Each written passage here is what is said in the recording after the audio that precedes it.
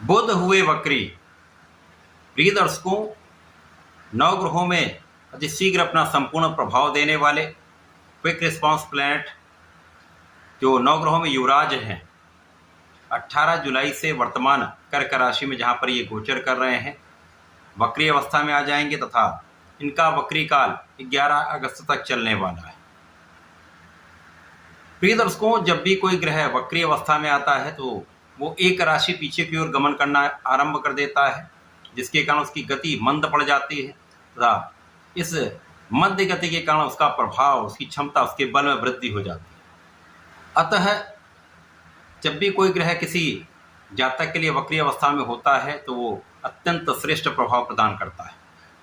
अतः जब बुध वक्री हो जाएंगे तो निश्चित रूप से इनका प्रभाव, इनकी क्षमता, इनके बल में वृद्धि होगी। अब इस पूरे जगत में बुध एकमात्र ऐसे प्लैनेट हैं, ऐसे ग्रह हैं जिनका समस्त कार्य क्षेत्रों में अपना संपूर्ण प्रभाव होता है। कोई कार्य क्षेत्र बुध के बिना संभव ही नहीं, क्योंकि जहाँ पर बुद्धि है वहाँ पर बुध है, जहाँ पर ज्ञान है वहाँ पर बुध है, जहाँ पर वाणी है वहाँ पर बुध है, जहाँ पर गणनाएं हैं, जहाँ पर मैथ है, जहाँ कैलकुलेशन है वहाँ पर बुध है।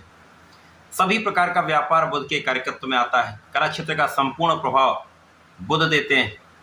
तो निश्चित रूप से बुध का कोई भी परिवर्तन अत्यंत महत्वपूर्ण होता है।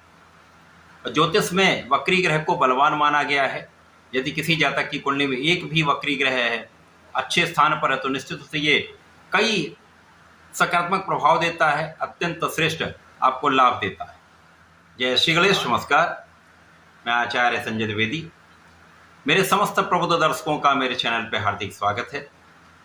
प्रिय दर्शकों, आज मैं कर्क राशि के लिए, जहाँ पर यह बुध का गोचर चल रहा है, बुध के इस वक्री काल का किस प्रकार का प्रभाव प्राप्त होगा, इस वक्री काल में बुध कर्क राशि के जातकों के किन किन भाव को प्रबल कर सकते हैं, अथवा कहीं पर कोई समस्या या अवरोध आ रहा है तो उसका क्या निराकरण, संपूर्ण विश्लेषण मैं पूर्ण तर्क के साथ करने जा। प्रिय दर्शकों, इस राशिफल को आप अपने लग्न तथा राशि दोनों के अनुसार देख सकते हैं। कर्क राशि के स्वामी चंद्रमा है। चंद्रमा और बुध का मित्रवत भाव नहीं होता है, परंतु यहां पर एक सकारात्मकता ये प्राप्त हो रही है कि कर्क राशि में बुध का जब ये वक्री काल आरंभ होगा उस समय सूर्य भी यहां पर गोचर कर रहे होंगे, जिसके कारण कर्क राशि में एक प्रबल रूप से बुधादित्य योग का निर्माण होने वाला है। अब कर्क राशि के लग्न में ये केंद्र के भाव में होगा, जो अत्यंत महत्वपूर्ण भी है, अत्यंत लाभदायी भी है, क्योंकि सूर्य कर्क राशि के लिए मित्रवत होते हैं। अब बुध के साथ जब सूर्य का बुधादित्य योग होता तो निश्चित रूप से बुध के बल में वृद्धि हो जाती, बुध की क्षमता में वृद्धि हो जाती है। यहाँ पर बुध कर्क राशि से मिथुन राशि की ओर आ रहे हैं, अर्थात अपनी राशि की ओर गमन कर रहे हैं, तो इनके जिन जिन भाव पर इनका प्रभाव होगा वो समस्त भाव प्रबल होने लगेंगे।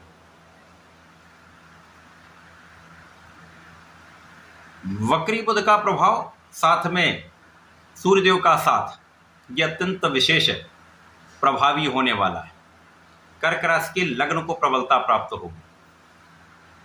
अब जब आपकी लग्न प्रबल होती है, क्योंकि चंद्रमा की राशि यहाँ पर नित्य परिवर्तन होता है, जिसके कारण एक भटकाव की स्थिति अवश्य होती है, परंतु सूर्य और बुध के यहाँ पर गोचर करने से, बुधादित्य योग से आपके मन का भटकाव कम हो जाएगा, शारीरिक मानसिक समस्याएं कम हो जाएंगी, आपका तनाव कम हो जाएगा, जिसके कारण आप विशेष रूप से अच्छे निर्णय ले पाएंगे।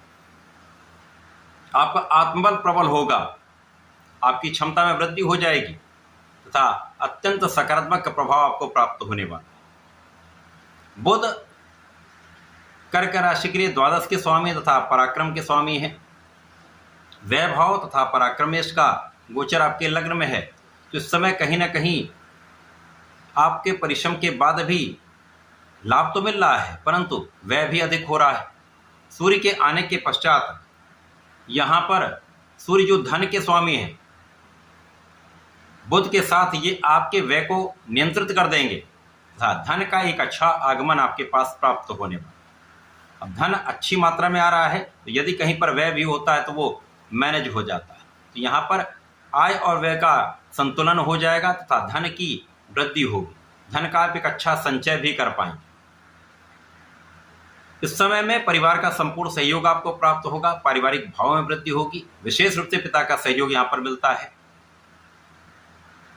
सरकार से, सरकारी तंत्र से, सरकार से जुड़कर या सरकारी सेवाओं से, प्रशासनिक सेवाओं से, राजनीति से एक अच्छा लाभ यहाँ पर प्राप्त होता दिख रहा है।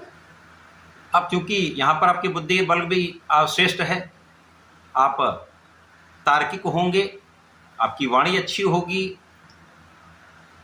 साथ साथ में यहाँ पर आपकी गणनाएं अच्छी होंगी और सूर्य का प्रभाव आपको आत्मबल भी यहाँ पर अच्छा प्रदान करने वाला है तथा आपके नेतृत्व की क्षमता को बढ़ाने वाला है, जिसके कारण आपके समस्त कार्य क्षेत्रों में वृद्धि का, सफलता का अवसर आपको प्राप्त हो जाए। इसी प्रकार से इस समय में आपकी संपूर्ण सुरक्षा हो रही, आपके आयु की रक्षा हो रही है। इस समय जो यात्राएं होंगी, यात्राओं में आपको लाभ मिलेगा।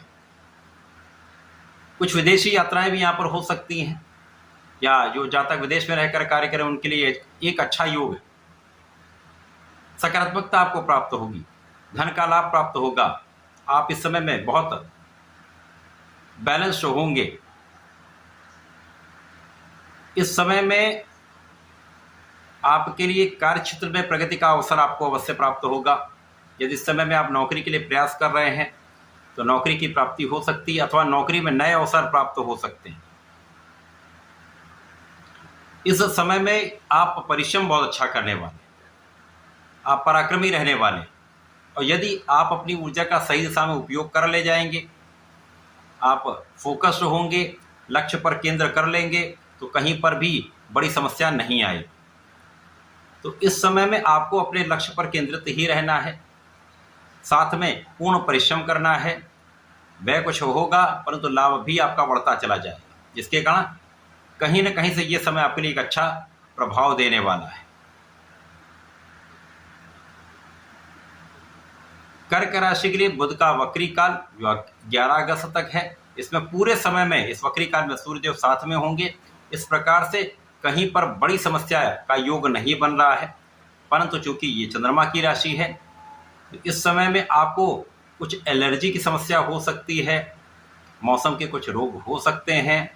तो इस समय में आपको भगवान सूर्यदेव को जल देना चाहिए, ओम घृणी सूर्याय नमः का जप करना चाहिए, गणपति जी का पूजन करना चाहिए। प्रत्येक बुधवार को गणपति जी को दूर्वा अर्पित करें, पुष्प अर्पित करें, भोग अर्पित करें तथा ओम गंगणपताय नमः का एक माला का जप कर लें, अथवा गणेश स्तोत्रम का यदि पाठ करते हैं तो विशेष लाभ आपको प्राप्त हो। तो यहाँ पर चंद्रमा भी बलवान होंगे, बुध भी बलवान होंगे, तो इस समय का संपूर्ण लाभ आप ले पाए। तो ऐसा करके इसका उपयोग करें, लाभ लें। धन्यवाद, नमस्कार।